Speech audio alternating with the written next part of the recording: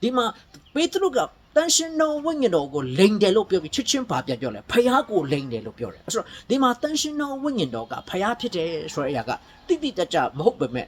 direct ပေါ့နော် direct မဟုတ်ပေမဲ့ indirect ညွှန်းထားတဲ့အရာဖြစ်ပါတန်ရှင်တော်ဝိညာဉ်တော်ကဖယားဟုတ်သလားမဟုတ်ဘူးလားတန်ရှင်တော်ဝိညာဉ်တော်ဒီ၃ပါးတစုထဲမှာဖယားအနေနဲ့ပါသလားမပါဘူးလားမိတ်ဆွေဘယ်လိုခံယူထားတယ်မိတ်ဆွေဘယ်လိုယုံကြည်လက်ခံထားတယ်ဆိုတာကိုဒီနေ့တမန်တရားဖြစ်စစ်ဆေးကြမှာဖြစ်တယ်အားလုံးကိုယေရှုခရစ်တော်နာမ၌ပရိညင်တစ်အေဝိနေတတာမချုပ်ဆိုနှုတ်ခွန်းဆက်တာပါတယ်ဖခင်ကုံကျေးဇူးအပေါင်းကိုချီးမွမ်းပါတယ်မာယွန်းတော်တွင်တင်မှုဩဝါဒခံယူချက်များကိုဒီနေ့နောက်ထပ်တစ်မျိုးကောင်းစဉ်တစ်ခုနဲ့ပြန်ပြီးမှခံယူကြမှာဖြစ်တယ်ဒီနေ့ဒီဆောက်သွားမဲ့အရာလေတော်တော်လေးဂိုင်းကနာတစ်ခုနဲ့တစ်ခုကြားမှာတချို့ကျွန်တော်မြင်ဘူးတဲ့ debate အောင်လုပ်ပြီးမှဒါကိုဆွေးနွေးကြတာဖြစ်တယ်အဲ့တော့ကိုဒီနေ့အကျေတဝက်မဟုတ်ရင်တော့မှကျွန်တော်ရရှိတဲ့အချိန်လေးမှာလူရင်းသူရှင်းအဲ့တော့ကိုတတိပေးနိုးဆိုခွန်အားပေးဒီဆောက်သွားမှာဖြစ်ပါတယ်တန်ရှင်တော်ဝိညာဉ်တော်ဒီဖျားဟုတ်သလားမဟုတ်ဘူးလားတချို့သောသူတွေဒါပြောစရာမလိုဘူးပြောစရာမလိုဘဲနဲ့အလိုလျောက်နားလည်ပြီးသားဖြစ်တယ်ဒါပေမဲ့တချို့သောသူတွေကနားမလည်ဝိညာဉ်တော်ကဖျားဟုတ်လို့လားအခုတော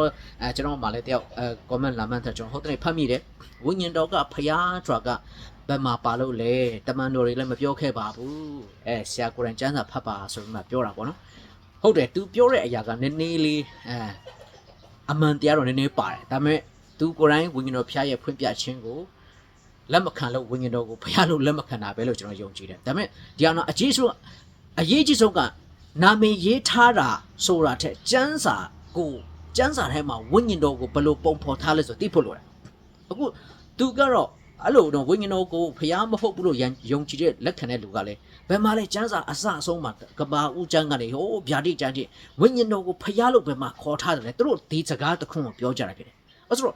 ့ဝိညာဉ်တော်ကိုဖျားဟုတ်တယ်လို့ direct ညွှန်းတဲ့စကားတော့မရှိဘူးဖြစ်တယ်ဒါပေမဲ့ဝိညာဉ်တော်ဟာဖျားလို့မခေါ်ထားပဲဝိညာဉ်တော်ရဲ့အပြုအမူဝိညာဉ်တော်ရဲ့အလေ့အလာဝိညာဉ်တော်ရဲ့လှုပ်ဆောင်မှုတို့ပြီးမှဖျားခင်ပြောထားစကားတွေယေရှုခရစ်တော်နှုတ်ဝက်တဲ့စကားတွေကိုကြည့်တဲ့အခါမှာဝိညာဉ်တော်ဟာ၃ပါးတစုထဲမှာတပါးဖျားဖြစ်တယ်ဆိုတာကိုအတိအကျခိုင်ခိုင်လုံလုံထောက်ပြစရာအများကြီးရှိတယ်အဲ့လိုဆိုပြီးအရေးကြီးဆုံးပါလဲဆိုတော့နာမည်တက်ရေးထားသလားဆိုတာတဲ့ကျမ်းစာကဝိညာဉ်တော်ကိုဘယ်လိုဖော်ပြတယ်လဲဆိုတာအရေးကြီးတယ်အဲ့ဒါကိုပြောကြပါနော်အမှန်တော့ဒါတော့တနေကုန်တင်မယ်ဆိုရင်လည်းတင်လို့ရတဲ့တင်ခန်းစာဖြစ်တယ်ကဲဓမ္မသစ်ကျေးဇူးတော်ကာလမှာဒါရိုက်အလွန်ရှင်းတဲ့တတ်တယ်တစ်ခုရှိတယ်ဝိညာဉ်တော်ဟာဖျားဖြစ်တယ်ဆိုရရအဲ့တော့တမန်တော်ငါအငယ်3နဲ့4မှာမြေကွက်ရောက်ပြီးပြန်လာတဲ့အာနိနေရှဖြစ်တွေကပေတရုရှေ့ရောက်လာကမှငွေလာအပ်တယ်ငွေကအလုံးမဟုတ်သူလိန်ညာဒါအကုန်ပဲလို့လိန်ညာတယ်အဲ့ဒီအခါမှာဘာပြောတယ်လဲဆိုပေတရုကနေကားတဲ့တန်ရှင်တော်ဝိညာဉ်တော်ကိုလိန်နာဖြစ်တယ်လို့ပြောနော်ကျမ်းစာဖတ်ရအောင်နော်တမန်တော်အခန်းကြီး9အငယ်3နဲ့4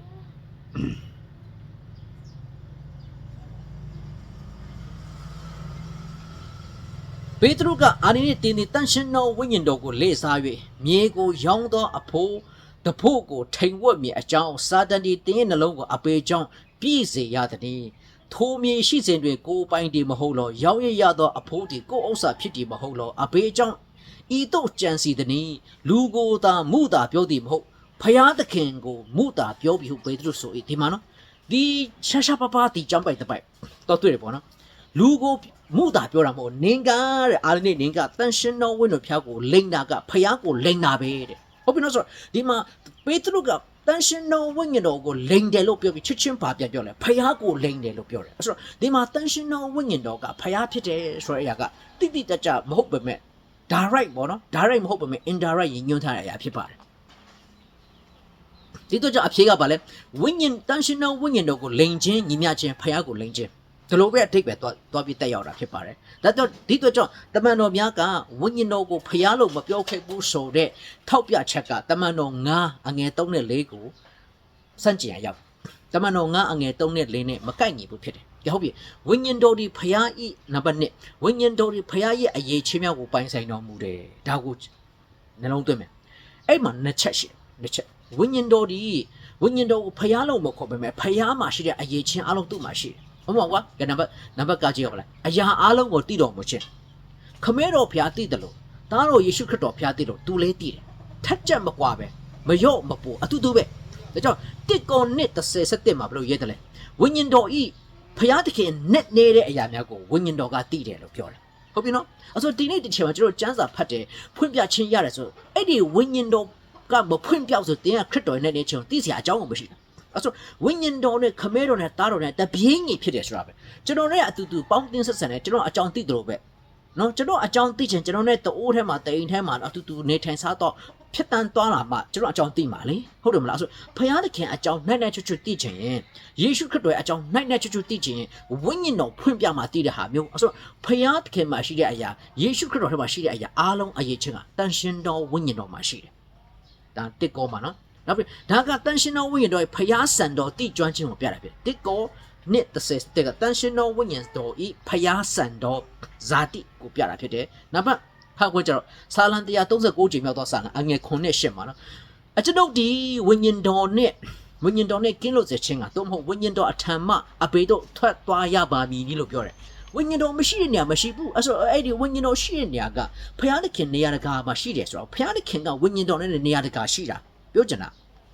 ဒီသုံးပါးသဆူရဲ့net နေချင်းကိုတော်တော်များများကဥပမာအမျိုးမျိုးနဲ့ပြကြတယ်နော်တယောက်နဲ့တယောက်နားလေပုံမတူတယ်လို့တယောက်နဲ့တယောက်လက်ခံပုံလည်းမတူကြတာပဲကွာဒါပေမဲ့သုံးပါးသဆူထဲမှာကျမ်းစာတော်မြတ်ထဲမှာသုံးပါးဖြစ်ကြောင်းကိုအတိအကျပြညွှန်းထားပြတာဖြစ်တယ်ကဲဓမ္မဟောင်းကာလမှာတန်ရှင်တော်ဝိညာဉ်တော်ဖခင်ရဲ့ဝိညာဉ်တော်ဖြစ်ကြောင်းရှင်းပါတယ်ရှင်းပြထားတော့ဓမ္မဟောင်းကာလမှာတန်ရှင်တော်ဝိညာဉ်တော်ဒီဖခင်သခင်ရဲ့ဝိညာဉ်တော်ဖြစ်ကြောင်းရှင်းပြထားတာဖြစ်တယ်ကာကြီးကကဘာဦးချမ်းမှာကဘာဦးတစ်နှစ်မှာဖခင်သခင်ဝိညာဉ်တော်ဒီရေမြင့်တဲ့ပင်မှာလှုပ်ရှားတယ်လို့ပြောဖခမဲတော်ကဖြစ်စေလို့ပြောလိုက်တယ်အဲ့ဒီဝိညာဉ်တော်ကယေရှုခရစ်တော်ထံကထုတ်ပြီးမှဖြစ်ခိုင်းလိုက်တယ်။နောက်ပြီးစာလံ50ကြိမ်မြောက်သောစာအငယ်7မှာကိုရောဤတန်ရှင်တော်ဝိညာဉ်တော်ကိုကျွန်တော်ထံမှာမနှုတ်ပါနဲ့လို့ပြောတယ်။ဖခင်သခင်ရဲ့တနာခြင်းကရုဏာဖခင်သခင်ချစ်ချင်းမေတ္တာဆိုတာကတမဟောင်းကတန်ရှင်တော်ဝိညာဉ်တော်ဖြစ်တတ်မှတ်ထားတဲ့နေရာဝင်ယူထားတဲ့တနာခြင်းကရုဏာတော်မျက်မှောက်တော်ခံစားခြင်းကိုပုံဖော်ပြတာဖြစ်တယ်။နောက်ပြီးဟေရှာယ6:17မှာဣသရေလလူတို့တွေဖခင်သခင်ရဲ့ဝိညာဉ်တော်ကိုဝမ်းနည်းစေကြသည်ဟုဖော်ပြထားတယ်။အဲ့ဆိုဝမ်းနည်းစေတယ်ဆိုကြတဲ့တော့တကိုးတတ်မဟုတ်တန်ရှင်တော်ဝိညာဉ်ဖျားတည်တကိုးရှိတာဖြစ်တယ်တကိုးရှင်ဖြစ်တာဒါပေမဲ့တို့တော်လဲတကိုးတတ်မဟုတ်ပုံကိုယ်တော်ဖြစ်တယ်အဲ့ဆိုခမဲတော်တားတော်ဝိညာဉ်တော်နော်တားတော်ကလူဇာတိလာခံရမှာမဟုတ်တားတော်တို့နေတာကောင်းကင်နိုင်ငံမှာတားတော်လို့မနေဘူးယေရှုခရစ်တော်လူဇာတိလာခံရတဲ့အခါမှာတားတော်လို့ခေါ်တာကောင်းကင်နိုင်ငံမှာနှုတ်ကတော်ဖြစ်အဲ့ဒီနှုတ်ကတော်ဝိညာဉ်တော်ခမဲတော်ဒီ၃ပါးရှိတယ်လို့ပြောတာပြီဒါကြောင့်ဝိညာဉ်တော်ဒီအင်အားတကူတတ်မဟုတ်ပဲပုဂ္ဂိုလ်တစ်ပါးအဖြစ်လက်ခံတော်မူကြောင်းကျမ်းစာထဲမှာအတိအလင်းရေးထားပါတယ်။ကဲဟုတ်ပြီ။နောက်ပြီးတချို့ကနော်ဝိညာဉ်တော်လို့ပြောလိုက်ဘုရားသခင်ရဲ့တကူတော်လို့ပဲမြင်တယ်အဲ့လိုပဲခံယူတယ်။ဘုရားရဲ့တကူတော်မဟုတ်လို့မပြောပါဘူး။တကူဖြစ်ပါတယ်။တို့ပဲမဲ့တကူတတ်မဟုတ်ပုဂ္ဂိုလ်ဖြစ်တယ်။ဘုရားသခင်ရဲ့တကူတတ်မဟုတ်ဘဲနဲ့ပုဂ္ဂိုလ်ဖြစ်တယ်ဆိုတာဒီကျမ်းပိုက်အားဖြင့်ကျမ်းပိုက်၃ပိုက်ပါနော်။အဖက်4:30မှာဘုရားသခင်တန်ရှင်တော်ဝိညာဉ်တော်ကိုစိတ်မနာစေကြနဲ့တကူဆိုစိတ်နာစရာအကြောင်းမရှိသူကပုဂ္ဂိုလ်ဖြစ်တယ်နောက်ပြီး1:59မှာဝိညာဉ်တော်ရဲ့အရှိန်ကိုမငြိမ့်စေကြနဲ့အဲ့ဒါကတကူနော်တကူနဲ့လမ်းပြတော်မူခြင်းစိတ်နာစေပြီဆိုအရင်အရှိန်ငြိမ့်စေတာနဲ့အတူတူပဲဖြစ်တယ်နောက်ပြီးတမန်တော်73နှစ်မှာတန်ရှင်တော်ဝိညာဉ်တော်တွေငါတို့ကိုခေါ်ထားတော်မူတယ်ဝိညာဉ်တော်ကကျွန်တော်တို့ကိုမျက်မှောက်တော်မှာဆွဲခေါ်တာဟုတ်တယ်အဲ့ဆိုဝိညာဉ်တော်ကိုဝမ်းမနေစေကြနဲ့စိတ်မနာစေကြနဲ့မညှိုးငယ်စေကြနဲ့ဆိုတာကပုဂ္ဂိုလ်တော်မြတ်ဖြစ်လို့ရေးထားဖြစ်တယ်ဒီတော့ဝိညာဉ်တော်ဒီပြောတော်မူတယ်လို့ပြောတယ်ဝိညာဉ်တော်ဒီဆုံးဖြတ်တော်မူတယ်လို့ပြောတယ်ဝိညာဉ်တော်ဒီတင်ကြားတော်မူတယ်ဝိညာဉ်တော်ဒီတက်တည်ပြတော်မူတယ်ဝမ်းနေတော်မူတယ်အဲ့ဒီလိုမျိုးပြထားဆိုတာပုဂ္ဂိုလ်ဖြစ်လို့ဟုတ်တယ်ပုဂ္ဂိုလ်ဖြစ်တာကိုခမဲတော်သားတော်ဝိညာဉ်တော်ဘာကြောင့်တဒန်းနဲ့ခေါ်ထားလဲအားလုံးကဖျားဖြစ်လို့ခေါ်ထားတာပေါ့ယေရှုခရစ်တော်ကိုယ်တိုင်အဖနဲ့သားတော်နဲ့အတူတူဝိညာဉ်တော်ကိုတပြင်းကြီးထားတာကျွန်တော်မြင်တွေ့ရတယ်ကျမ်းစာမှာမဿဲ28:19မှာခမဲတော်ဤနာမသားတော်ဤနာမတန်ရှင်တော်ဝိညာဉ်တော်ဤနာမ၌ဗတ္တိဇံကိုပေးကြပါဆိုမှတပည့်တော်များကိုမှာထားဖြစ်တယ်တကယ်လို့ဝိညာဉ်တော်ကဖျားမဟုတ်ဘူးဆိုရင်ဝိညာဉ်တော်ကဖျားမဟုတ်တာ तू ကအစေခံတကုရှင်တတ်ပဲဒါကြောင့်ခမဲတော်နာမငါဤနာမဆိုလုံလောက်ပြီလို့ပြောမှာပေါ့ဟုတ်တယ်နော်တကယ်လို့များသူဟာတကူတတ်ပဲဆိုရင်အဲ့လိုထိတ်ပြောစရာမရှိသူကပုဂ္ဂိုလ်တော်မြတ်ဖျားဖြစ်တကယ်လို့များတန်ရှင်တော်ဝိညာဉ်ဖျားကတန်ရှင်တော်ဝိညာဉ်တော်ကဖျားမဟုတ်ဘူးဆိုရင်တော့ဂါဘေလနာမ၌နော်မိခါနာမနဲ့အများကြီးပြောစရာရှိတယ်ဒါပေမဲ့ဒီထဲမှာအစေခံနံဝိညာဉ်ကိုထည့်မရတဲ့မဲ့ပုဂ္ဂိုလ်တော်မြတ်ဖြစ်တဲ့တကူရှင်လေးဖြစ်တဲ့ဝိညာဉ်တော်ကိုသူကဖျား ထဲမှာထည့်ချတာဖြစ်တယ်ကြောင့်ယေရှုခရစ်တော်ကိုယ်တိုင်သူနဲ့ခမဲတော်နဲ့တန်ရှင်တော်ဝိညာဉ်တော်ကိုတပြေးညီထားတာဖြစ်တယ်ဒီမှာတတိထားဖို့လိုတာကခမဲတော်သားတော်တန်ရှင်တော်ဝိညာဉ်တော်လို့သုံးပါးကိုဖော်ပြထားတာကနာမတော်တစ်ခုအောက်ထပ်မှာထားတာဖြစ်တယ်နော်ဘယ်သူကအကြည့်အမြတ်ဆုံးဆိုတာထက်အဲ့ဒီဝိညာဉ်တော်ဖျားပင်လေဝိညာဉ်တော်ဖျားပင်လေဝိညာဉ်တော်ဖျားဖြစ်တယ်ဆိုတော့ကိုနားလည်ဖို့လိုတယ်ဒီတော့သုံးပါးသစုထဲမှာအလွန်အရေးကြီးတဲ့အရာကဒါကကျွန်တော်တို့နော်ဒီဝိညာဉ်တော်ကိုဖျားမဟုတ်ဘူးလို့ခံယူထားတယ်လို့သုံးပါးသစုဖျားကိုညင်းပေတာပဲဖြစ်တယ်အဲ့ဆိုအဲ့သုံးပါးသစုဖျားကိုညင်းပေလိုက်ပြီဆိုကေတင်ချင်းတော်မှာဒီထဲမှာရှိရနော်ကေတင်ချင်းအမှုကသုံးပါးသစုဖျားပါနော်ဆေလွတ်တာခမဲတော်မဆေလို့မနဲ့တားတော်မလာဘူးတားတော်ဆေလို့ပြီးမှတားတော်ကဆေလို့ချင်းခံပြီးမှကားတယ်တော်မှာအသေးခံတယ်အဲ့ဒီအသေးခံတဲ့အရာကတေးချင်းမှကိုထားမြောက်ကြတာဝိညာဉ်တော်ဖျားထားမြောက်စေတာယေရှုခရစ်တော်ကသူ့ကိုနိုးထလာပြီးမှအနိုးဆက်လုပ်ပြီးမှနိုးထလာတာမဟုတ်ဘူးဝိညာဉ်တော်ကလာပြီးယေရှုခရစ်တော်တင်းကျိုင်းထဲမှာတောင်းရက်နေတဲ့ခါမှာလာပြီးနိုးထစေတာဝိညာဉ်တော်ဟုတ်တယ်နော်ဒါကြောင့်နိကို73မှာလဲသုံးပါးသစုအတူတူဖြစ်တယ်သုံးပါးစလုံးဟာအတူတူဖြစ်တယ်ဆိုတော့ပေါ်ပြတယ်နိကို73မှာသခင်ယေရှု၏ကျေးဇူးတော်ဖခင်သခင်မြတ်တာတော်တန်ရှင်တော်ဝိညာဉ်တော်မိတ္တဟာယအဲ့လိုပြောထားတယ်အဲ့ဆိုဝိညာဉ်တော်ကသာဖခင်မဟုတ်သူဒီမှာတပြေးညီတန်းနဲ့ထားเสียအကြောင်းမရှိဘူးကျွန်တော်သုံးပါးကိုတနေရာထဲမှာအတူတူဖော်ပြထားတာဖြစ်တယ်နောက်တစ်ခုဝိညာဉ်တော်ဒီဖခင်မဟုတ်ဘူးဆိုရင်တမန်တော်9ကိုဘယ်လိုရှင်းမလဲတမန်တော်9အငယ်3နဲ့4မှာခဏပြောတော့အာနိနိလိန်ညာပြလာတဲ့အခါမှာနင်ကတန်ရှင်တော်ဝိညာဉ်တော်ကိုလိန်ပြီးတဲ့ညီမချင်းပါလဲဖခင်ကိုလိန်ပြီးလို့ပြောတယ်အဲ့ဆိုတန်ရှင်တော်ဝိညာဉ်တော်ကိုလိန်တာဖခင်ကိုလိန်တယ်ဆိုတော့ဝိညာဉ်တော်နဲ့ဖခင်တော်ဖခင်သားတော်ဖခင်ကအတူတူဖြစ်တယ်ဆိုတော့ကိုရှင်းပြထားတာပဲဖြစ်တယ်ချက်ချင်းပြန်ပြောတာနော်ဒီအတွက်ကြောင့်တမန်တော်ကဝိညာဉ်တော်ကဖျားဖြစ်တယ်ဆိုတဲ့အရာကအခိုင်အမာဆုံးကတမန်တော်9ပေတရုပြောတဲ့တမန်တော်9ပါဖြစ်တယ်ကဲနောက်ဆုံးကဘာဦးကျမ်းကနေဓမ္မတစ်ပြာဒိတ်တိတ်ဓမ္မဟောင်းဓမ္မတစ်ထဲမှာဝိညာဉ်တော်ပါတဲ့အရာတွေကိုကျမ်းစာတအုပ်လုံးကိုတက်တည်ထူပြီးမှစုစည်းထားတဲ့အရာရှိတယ်နော်စဉ်းကြကြမယ်ဖျားသခင်ဝိညာဉ်တော်လို့ခေါ်တဲ့တန်ရှင်တော်ဝိညာဉ်တော်ကိုဖန်ဆင်းခြင်းမှာလည်းပါဝင်တယ်သူကဖျားရဲ့ဖြစ်ခြင်းဖြစ်ကြောင်းအရာအားလုံးကိုတည်တဲ့သူတို့ဖော်ပြထားတယ်နောက်ပြီးမှလူနှလုံးကိုစူးစမ်းစစ်ဆေးတော်မူတဲ့ဖျားလို့ပြောတယ်အဲ့လိုပဲပြောထားတယ်နောက်ပြီးမှဝိညာဉ်တော်ကတင်ပြောတော်မူတယ်မိန့်မွတ်တော်မူတယ်ဆိုရေးထားတယ်နောက်ပြီးဝိညာဉ်တော်ကတင်ကြားတယ်နော်ဥပိ္ပစရာလာမယ်ဆိုတာလေနောက်ပြီးဝိညာဉ်တော်ကဆုံးဖြတ်တယ်ဝိညာဉ်တော်ကဝမ်းနေတယ်သူ့ကိုလိန်ချင်းကိုဖျားကိုလိန်ချင်းလို့မတန်းတင်ထားတယ်ခမဲတော်သားတော်ဝိညာဉ်တော်တပြေးညီတန်းနဲ့ထားတာဖြစ်တယ်အဲ့တော့ကိုဖော်ပြထားတယ်ကဘာဦးကနေဗျာဒိတ်ထိဒါတွေဖော်ပြထားတယ်ဒီတော့ကြောင့်အချုပ်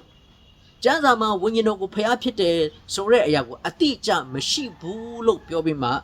ှဒီအစိတ်ပိုင်းကိုပဲကြည့်ပြီးမှပြောမယ်ဆိုရင်ဝိညာဉ်တော်ကိုဖျားမဟုတ်ဘူးလို့တောက်ချက်ချတာလည်းမမှန်ဘူးဖြစ်တယ်